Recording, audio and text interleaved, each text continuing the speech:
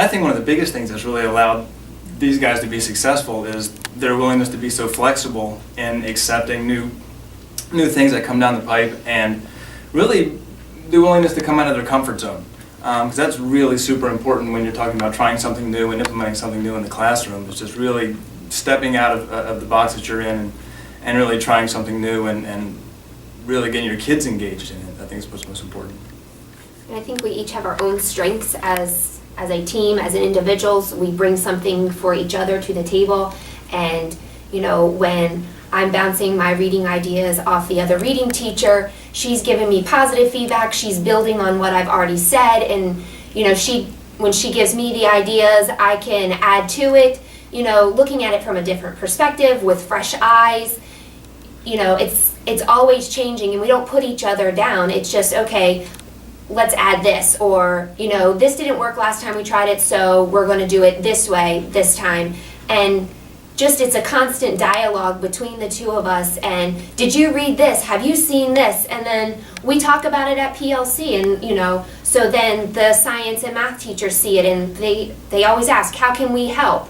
And they are so willing to take some of the nonfiction text that we're required to read, that the kids are going to find interesting, and implement it in their topics, in their curriculum, to kind of help us out. So it's, you know, give and take. And we do it for each other and for the kids, because that's who's going to benefit the most from all of this is, you know, the children. Yeah, definitely. I think the bottom line is that we want to work towards our high expectations for the kids, Mm-hmm. do what's best for them, mastering the concepts. And I think our team is a lot about efficiency, because the more use we can get out of the time we do have to work together and to plan things for the students, then the more time that we have to pour into their lessons and their assessments, and you know, that just comes from working together.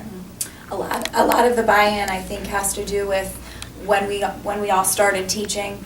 The transition from MSPAP to MSA occurred. Change is always coming, and we just embrace it, and we're ready to take on the new challenges, and we work together so well that it happens seamlessly.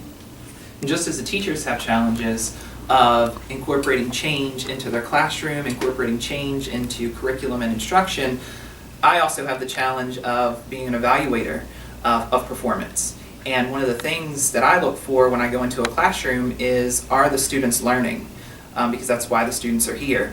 And I don't believe that any teacher comes into the building believing that they're going to do a halfway job today. So, you know, each teacher hopefully comes into the building each day wanting to give 150%. And so when you have to give that evaluative feedback that sometimes does result in a courageous conversation, sometimes it's difficult for people to hear how they could improve or how they could change instruction to benefit students. But one thing that this team does very well that I think helps them be so successful is their willingness to take that feedback and wanting to make a positive change for students and make a difference. So they take the feedback that they're given, they really analyze it and see, how can I improve? They will ask questions of us as evaluators and say, what do you think if I tried this? Do you think my result would have been better? And so they take that and they're willing to make those changes, and when they implement those into instruction, it makes a big difference.